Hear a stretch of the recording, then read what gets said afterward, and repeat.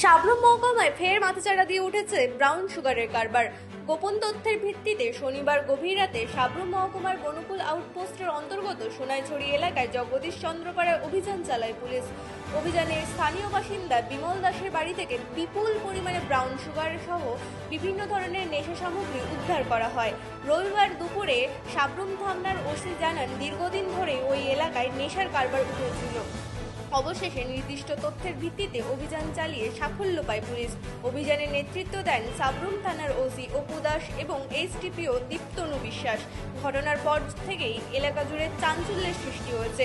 Police পুরো ঘটনার তদন্ত শুরু করছে।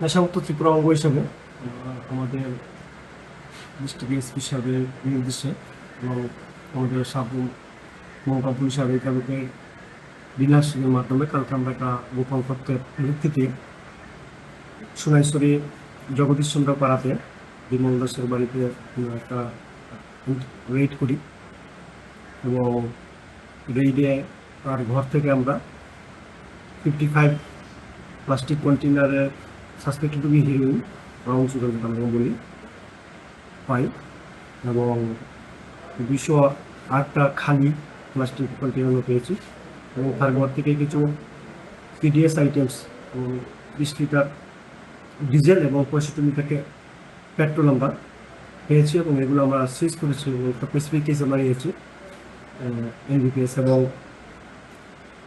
ইসি অ্যাক্টের এবং তার বিরুদ্ধে আমরা একটা কেস নিয়েছি এবং আজকে থেকে আদালতে সমর্পণ করা হবে।